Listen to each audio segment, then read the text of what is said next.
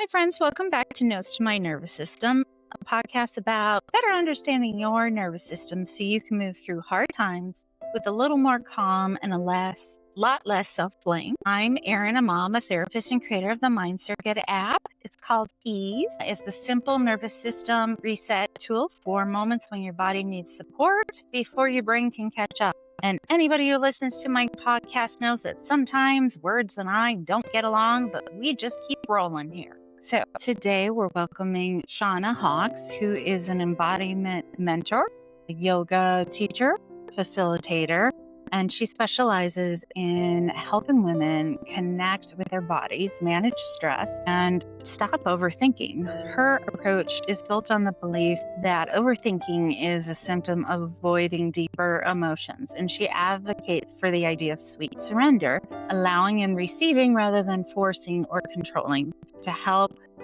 individuals find that emotional resilience and their inner calm. And I love that framework and that idea. So that's where we're going to dive in today. Idea of overthinking as a symptom of avoiding deeper emotions, and that resilience can be found. And from a nervous system perspective, which is where I always go, is where I want to dive in first.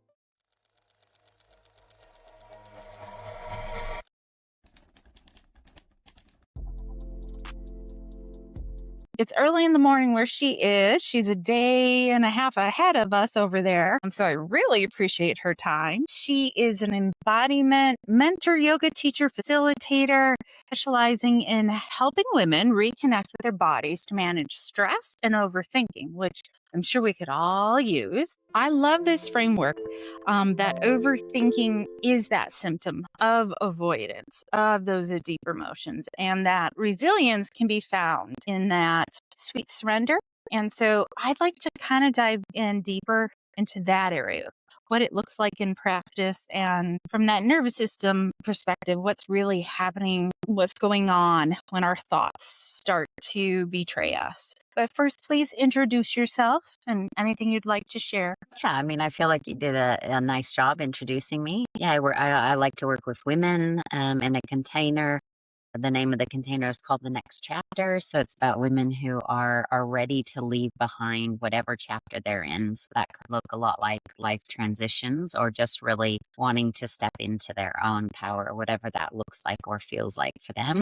I have taught yoga for about 18 years, and my background is in social work. I was a social worker before I moved to Australia. I live in Australia now, but I got my degree in the States. Yeah, that's a little bit about me. I've studied a lot of modalities, and I use a lot of modalities in my work, but really just it's about people. And so whatever modality can support wherever people are is helpful. Exciting. So, what made you make that switch from social worker to, is it coaching, or I'm not I sure would how you call it frame it there? Yeah, I would call it a mentor. That's what I call myself. Sure. Okay. Yeah, because mentor feels like I'm sort of putting guardrails, and you're walking your own path, and I'm just sort of holding the guardrails while you're walking your path.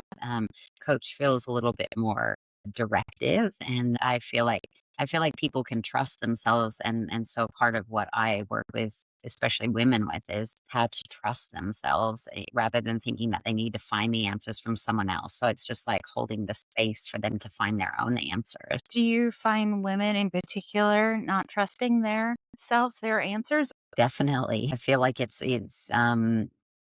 yeah, I feel like it's more so with women than it is for men. I think men are quite good at sort of fake it till they make it. And that's not necessarily maybe always healthy, but women are less good at that. I think that yeah. Well, we are in society right now where we're taught not to believe ourselves or listen to ourselves. So I could see why it'd be very difficult to then trust your instincts. Yeah, I agree. What do you notice going on physically when someone is just isn't listening to themselves, isn't touching in with their intuition, and is just searching outward for everything? Well, I love what you're doing, and I love the app that you created because you're welcome. It is because of a dysregulated nervous system, and And that's the real basic answer to really complex things is that whenever and this is my experience in my own life and with people that I work with, whenever the body is dysregulated, there can't be any clarity that comes. So like when we make decisions or when we learn to trust ourselves, there has to be this inner clarity. I mean, and when I say clarity, I mean an inner trust. Like I can step into this direction, and if the nervous system is feeling under threat or it's feeling like it's just trying to survive, there's no way that clarity and creativity can come from that dysregulation. So, absolutely, the very first step, I believe, in healing and the steps along the way in healing have to do with the nervous system, which is it's a body thing. It's not, it doesn't go through the mind. So the mind's quite an interesting pathway to try and heal the body because it's really through the body that we heal. And then the mind will heal as a result of that. That's what my experience has been. It is interesting how we do approach that. It's all cognitive behavioral therapy is what we go with, the cognitive person. Don't get me wrong, I'm training cognitive behavioral therapy. It definitely can be effective, and I'm certified in EMDR, and so I have different things I do. But I just don't understand why we think if we just disconnect our body from our brain that things will be better. Well, I reckon it happens at a really young age unconsciously that we're in a programming, a culture that programs us to fit into a certain way of being. So parents will, when a kid wants a lolly, the kid, maybe the lolly isn't the best option for the kid, but the kid will go, I really want the lolly. And, mom or dad says, no, you're not having the lolly. And then the kid throws a fit and they go, shh, don't, we're in the store. And everything that is the body regulating itself, which is the disappointment is through the crying or through the getting upset, but that's actually a child regulating its system. Then they get dismissed. It's like, don't do that. Don't cry. Stop crying. It's inappropriate. And that's just done on repetition. And then society does it too. So if you walk in somewhere and you're crying and you're a mess, it's like, what's wrong with you? What's wrong? And it's like, well, actually, you're probably just regulating your nervous system, but it's not accepted in society. So I do think but yeah, if you can talk your way through anything, that's very accepted. So I think that's why we really accept, like the cognitive behavioral therapy, because it's like we use the mind versus, well, we don't want to look messy. We don't want everyone to fall apart once they go into their body and truly feel how they are feeling. Even though under the surface, that's sort of what's kind of happening. It's just not being shown to anyone. That is interesting. I wonder how different it would be if people started to say, when somebody goes up to you and says, what's wrong? And somebody to reframe it and say, nothing's wrong. I'm just regulating myself, just let me have my moment. What Mm. that phrasing and that switch could do for people to just give that permission to show up messy and emotional and human. That Yeah. would be lovely. Well, and not even say what's wrong. There's nothing wrong with anyone. So it's like, asking someone, how are you feeling today is probably a better way to speak to people. Like I say to my children all the time, how are you feeling? Or tell me about your day. I don't say, how was your day or what's wrong? Because the energy is very contracted versus very expansive and opening, like, tell me something, share with me something, or how are you feeling? And it's this moment where we drop from the head, like, how am I actually feeling? And drop into the body. So it would be interesting if we as humans asked each other that instead of, what's wrong? We automatically assume something's wrong if we're showing emotion. And it could Mm, be happy tears. totally. I like that. Not sure what I'm going to do with that one day, but I'm going to store that away for something, maybe an article, or I'm always in my brain thinking we should be doing this type of movement and that movement. And I just feel like it's time that we start making some big changes. I'm hoping something's going to grab on and have us make that next shift, I agree. something that allows us to be more in our bodies. It always surprises me how disconnected we are, or even that basic understanding of how negative it is to have a person sit and do nothing for hours at a time. How awful that is for the body, let alone the brain. And we just don't talk about it. but oh well, that's my soapbox. What do you do though for individuals who come to you and they are stuck in there? Well, the first thing is regulate the nervous system. I get them to feel. What do you do if somebody's like, "What do you mean regulate? I'm fine." Yeah. I wouldn't even use that word. I wouldn't tell them that that's what I'm doing. A Okay. lot of what the first step with working with someone for me is first identifying where they want to be. I mean, it's really great to know where they are, but if they don't know where they want to be, we can't go anywhere. I don't want to go in circles. I'm here to help them be in a place that they want to be. So that very beginning is about where are we actually going? And a lot of people don't actually know where they're going. They know where they don't want to be. And it's like, well, if we keep focusing on where we don't want to be, we're going to stay where we don't want to be. So we've got to actually know where we want to be and where we're going. So that's the first step. And then the second step is getting them to feel, to stop and actually set an alarm. I had a new client that started with me yesterday, and I said, I'd like you to set an alarm for every 3 hours. And when that 3 hours alarm goes off, it says, how are you feeling? And then you just close your eyes and you go into your body and you start to notice what you're feeling. And you might actually notice that you never pay attention to this. And this just becomes a new way of learning how to be, is how to notice how the inside is going, because, she's very good at, she's been very successful in business. And many of the women that I work with are actually lawyers. They're very successful with being quick and witty. We're not there for that. We're here for what's going on below the surface of the mind stuff. It starts with pausing and going into the body on repeat over and over and over again. And you don't even need to know the emotion. I'm like, you don't even need to know what the emotion is that you're feeling. Just feel it through the body. Like, is there tightness in the chest? Does it feel like your whole body's tingling? Does it feel like there's pressure in your head?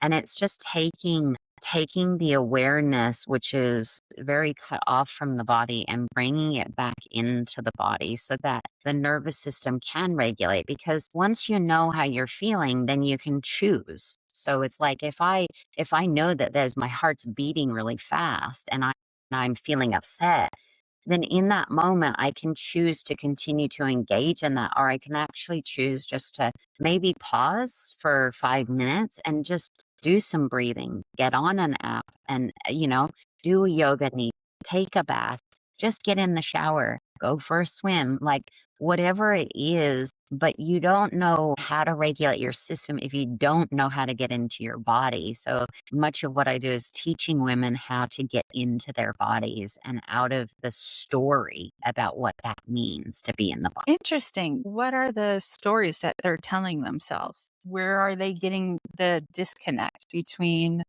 the narrative versus actually being in the body? I think much of it goes around vulnerability. It's feeling exposed.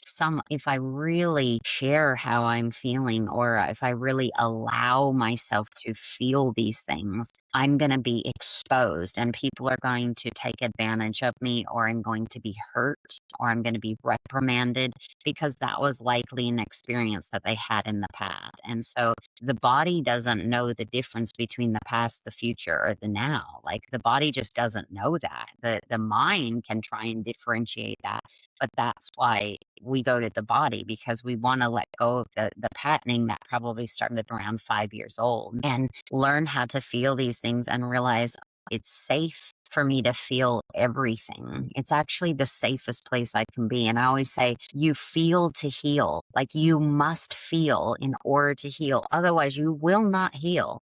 You can do whatever you want, but if you're not going to feel it, you're not going to heal, because the body has to heal first, and then everything will work out in the mind. But, if you've never experienced that before and it was never safe to be in your body, then that takes time. It takes time to learn that, and to learn that that's okay to feel. Did that answer your question? Absolutely. It just loops me back to that whole society message around women, especially their bodies. I mean, we're not supposed to like our bodies, are we? Let alone let ourselves feel. Some of those stereotypes are changing, and I think it's, in some ways, that's positive. And then with social media, sometimes, it's actually the opposite. I think there is more awareness coming online, which I think gives us a sign of hope. But you're noticing more awareness of being body positive?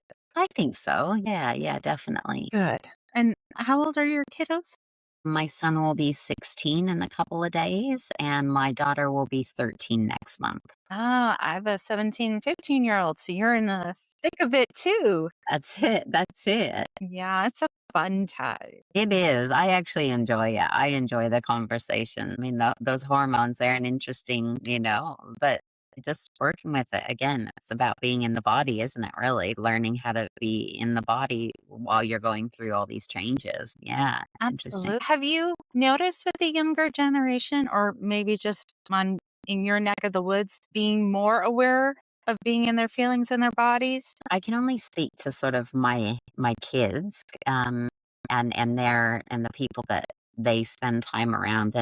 I it's hard to learn to be in the body. It's a hard thing because I mean this is a bigger picture, but we send our kids to school and we value the mind. We value intelligence. We value exams, but we don't value sensitivity, and we do not value learning how to manage money, and we do not value how to understand what forgiveness is of self and others. We don't teach those things in school, so we value intelligence over awareness. But awareness is what changes lives, because I look at really intelligent people and I think, you're some of the most unhappy people I've ever experienced. They're very intelligent, but yet there's no awareness in that intelligence. When I speak about like my kids, I think I've been a mother that has tried to model and being in my body and feeling everything and giving them permission to do that. And then there's going to school every day where there's a deconditioning of that idea that it's safe to be in the body. I mean, yes, I do think there's times when they are getting deeper into their body. And I also think that that repetitive every day of being at school and putting on this certain front or valuing the intelligence or the IQ of a human really devalues this, maybe the progress that we're making in learning how to feel and learning how to express emotions and things like that, which is very important for the nervous system. Yeah. It is rather difficult. You tell your kiddos one thing and then they go to school and they just sit there like potatoes and they're getting all the opposite messaging. There's such a disconnect. We're so much happier when we're younger because we're getting recess and we're outside and we're playing with, clay and art and music and movement. And then as we get older, we start to take all that away. And then we're surprised why people aren't happy. Just sometimes it's like, this is so simple. Why are we making it so complicated? Mm, I hear ya. I read a thing about you have a concept around sweet surrender. Am I right? Could you I'll explain roll that with a it. little? Look, I think, and I'm speaking as a generalization when I say things, it's just a generalization for most people, and especially for females. There's this idea that we should make things happen. We should do the 9 to 5 and we should make it happen. And the 9 to 5 was based on like the post-war era. It's the same with education. It was based on we need these people to work in these factories, so we're going to send them to school so they can learn how to do a factory job. Okay, but we're not post World War II, like we're way, way post it, and things need to change. Now, again, with that 9 to 5 and that we want to create this sort of human being, what happens is I think it's actually very suited to a male because a male has testosterone and the testosterone is stable. Okay. So it's like it's one hormone that is consistent. So they don't go through ups and downs. They're quite stable. They're designed to be that way. And yet if we look at a woman and how she's actually designed to be, she goes through 4 seasons in a month. Okay. She's going through summer, autumn, winter, and spring. And so to behave the same way, to behave the same way in summer as you behave in winter is ridiculous. So if we take that on the scale of even a day, And we think about the way that women's hormones fluctuate, and especially if, she's ovulating or if she's going towards menopause and there's all these changes sort of happening in the body, you're going to have to slow down during the winter. And women don't receive that. They just keep pushing and they keep doing. And I'm speaking so inclusively, like I'm talking even to women who have they take the pill or they don't have their period or they have like an IUD. But this is a generalization around women, that women behave like everything is always the same. And so they push and they push and they push and they try and behave like a man. And not because they're trying to be a man, but because they're trying to be strong and stable. And it's beautiful because a woman is strong and stable, but she's also sensitive. She's also open. She can receive. And many women cannot receive. They can give. They can give. They can, oh, I'll do this for my kids. I'll do this for my employers. I'll do this. I'll do this. And then at a cost to themselves, and they almost pride themselves on that. But when we talk about the other end of it, of like, can you surrender and receive from life? From life, can you stop trying to control life and to push the go? And can you just take your hands off the wheel and go, life will give me exactly what is required? Does that mean you're lazy? No. Does that mean you don't make advances in life? No. Does that mean you don't set goals? No, I'm not speaking to that, but I'm saying there's a time and a place for that. And it's not all the time. And women, as a generalization, are pushing to make things happen instead of just allowing themselves to sit in surrender. And surrender is allowance. That's what surrender is. Surrender is allowing life in. Because we have to allow life in, because life is happening anyways. And when we try and control things or we try and get all this stuff done, then we really push life out, because it's like, I know better than you. I've got this. Don't worry about it. I'm just going to and again, that's the overriding of the nervous system and the overriding of the body. When the body's saying, slow down, eat more, do this, sleep longer. And we go, no, I've got to, I've got to do this because this is what is expected, or this is what I've always done. Many women don't question that. They don't actually stop and go, but does this make me feel good? Does this support me? Is this what I really want? And I'd love to see that in women. So when I say surrender to the fullness of life and step into what it is that you want. But there must be an element of receiving. You can't always be going and doing and giving. You also at the same time have to be able to slow down and receive. So that's, to me, what sweet surrender is this ability to receive. I like the way you phrase that. What helps, especially women? I mean, I know that we're trying to fit into the mold that society has right now instead of creating our own. And there's that push and pull of, well, there's only so much I can do because I do still have to live here and pay bills and da da da da. But I think the more we're talking about this, the more we can start to realize that these constructs are simply that, constructs, right? And we can change them then. They're not stuck in time forever. I don't want to work 40-hour weeks anymore. I think that's crap. I mean, we have AI. Shouldn't I be able to work less? I mean, what's the point? I think these conversations are very important to kind of look at what the here and now is and truly ask, do we like it the way it is? If we don't, what would we like different, and how it, that impact others, right? How would you help someone to start to think that way? Or going back to that question of, you said, where do you want to go?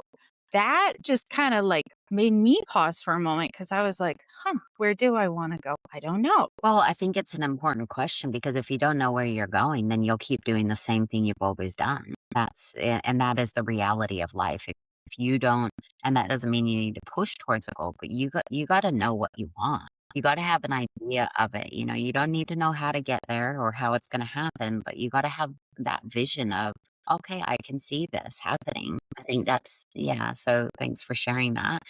Well, you have to relax a bit, because in all the doing that we do, the paying the bills and like you said, it's a construct, right? And so if you relax relax. And if you do something you really love, you know how you can get in that flow momentum where you're just like, wow, I didn't even really think. I was just doing that thing I love and I felt relaxed. When you're in that relaxed state, if you could have a life, if you could have whatever you want, you know, what would you want? And just allow yourself to play in that space. And it's a playfulness. It's not a, I got to get here, but it's a, can you play with the concept of, you know, for example, one of the things I'd really like to do is speak on big stages. I don't know how I'm going to get there, but I see the vision. I see myself standing on a stage. I can feel the energy of it. And I hold that vision and I keep allowing myself to play in that space. And it's interesting because just little step after step, things will start evolving for me because I'm holding the vision and I'm keeping the vision strong, but I'm also not pushing for that. I'm just taking one step and I'm responding to life. Life puts me in touch with this person that does something that's really important that's going to get me. And I go, okay, I'm going to respond to that. So, but it goes back to, you know, exactly what you're talking about. You've got to be relaxed to be creative because you can't be a victim and be a creator at the same time. You can't.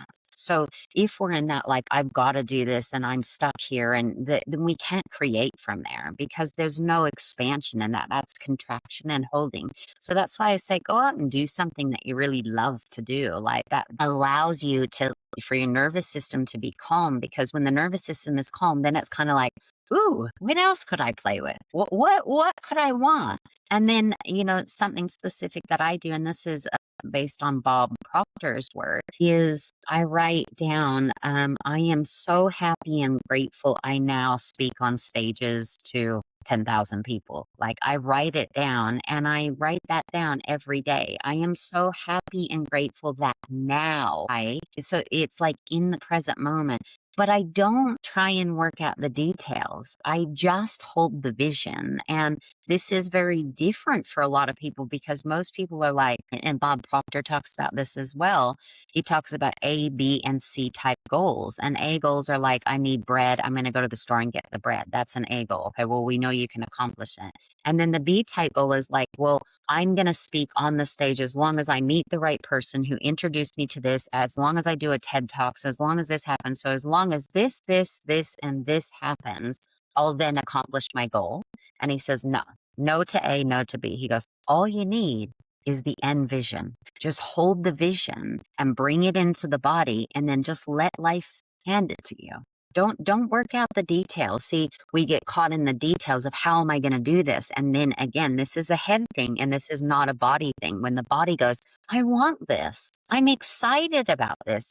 This is something that lights my soul up. And then the mind gets in the way and goes, well, how are you going to do that? You're going to need you're going to need that many clients and you're going to need to get in touch with these people and you're going to need to get on this, blah, blah, blah, blah. So I don't know if that helps you, but it's just, it's this understanding that we got to know where we want to be or else we're never going to get there. And if we keep focusing on what we don't want, we're going to keep getting what we don't want because that's what we're focusing on. Whatever we focus on, we pour our attention into, and wherever our attention goes, that's where energy flows. It's just science. That whole, if you buy a red car, all of a sudden you see red cars everywhere because you told your subconscious and your brain, I want to see red cars because it doesn't know the difference. And so it'll just make you hyper focus on whatever it was that you're paying attention to, whether Yeah. it's good or bad, which is so important for people to understand the power that you have when you're saying these things to yourself in your head. If you're saying nothing but negative things, then your brain thinks that's what you want. Totally. And that's just awful for you. Agreed. I love that idea. It is difficult, though, to be able to allow oneself to sit, allow the flow to come, and then just allow yourself that permission to have an imagination again, like when you were younger. I mean, we all have it in us to do it, to tap into that part of us. But I don't know. I even feel a little physical, like hesitation, like, ooh, can I do that? So you know how you just said, I feel a physical hesitation? And I feel like it's because the body doesn't feel safe. The body is giving you the signal. It is not safe for me to relax. It's the body's going, I want more healing to know that it's safe for me to relax and then I can play. But see, if the body can't relax or feel safe, the mind can do all the stuff and can understand all the concepts, but if the body can't connect to that and healing hasn't happened through the body, we can't get into the curiosity and the play because it's not safe. Because like we're on like alert. We're like, so, and this is common. And that's why I feel like I do the work I do, is because I want women to feel like they can be safe in their bodies. And I know what it's like to not be safe in my body. My whole upbringing was get out of your body as quickly as you can so that you can survive. And so I get that. I get what it's like. And I also go, well, now I'm not there, and no one else has to be there either. If they choose that they want to learn how to be safe in their body, it's available. No, I think that's really important. I'm a therapist. I've had EMDR done to me as well as been a practitioner of it. And it's a good reminder that you're never done, right? There's no like the end. You always want to keep figuring out where are the little pain points, where are the moments of hesitation, where the body's speaking to you, and to give yourself permission to explore that and sit with that and be with that. We can always improve. We can get happier. We can feel better. There's no reason to just stop. I mean, if you were exercising, you wouldn't suddenly stop and then expect yourself to maintain the muscle that you have. This is no different emotionally. Yeah. Oh, this has been a very interesting conversation. Thank you for waking up early for this. You're welcome. Before we wrap up, I always ask my guests one last question. And it's actually a question I used to hate, which is hilarious to me. But it's just, it forces you to recognize that you have some wisdom that somebody else could benefit from. And I didn't realize that at first. So my question is always, what's one thing you would tell your younger self if you could? And younger self could be 5 years ago, 20 years ago, 5 minutes ago. It can be a statement, message of affirmation, whatever makes sense to you. Trust it all. Trust everything. Trust it all. Well, yeah, just trust it. Well, there is somebody out there listening to that who really needed to hear that, which I just love. And that's why I love that question now and don't hate it anymore, or I'm Yeah. not fearful of it, Yeah. because there is wisdom that we can all share with one another. And there's always somebody out there who needed to hear that good message. Thank you for sharing that with me. I appreciate it. Yeah, thanks for having me, Erin. I appreciate it. Now, if anybody wants to look up or find out any info about you, how would they go about doing that? Easiest is probably my website, which is just shaunahawks.com. And then on Instagram, it's at Shauna Hawks. So pretty easy. Thank you so much for your Yeah. time today. Thank you for joining me today. Before you go, let's take a brief pause. I want you to notice your breath, your feet on the floor, the surface supporting you, nothing to change, just letting your nervous system know that this moment is safe enough. If this episode helped you feel even a little more steady, that matters. Small moments of regulation support resilience over time. Thank you again for joining Nose to My Nervous System. If this resonated with you, please hit subscribe, leave a review. That helps others to find this work. And if you want gentle micro resets, you can check out my app, Ease. It's in the App Store or Google Play. It has short, evidence-based, trauma-informed practices to support your nervous system when life gets a little too loud. Thank you for being here.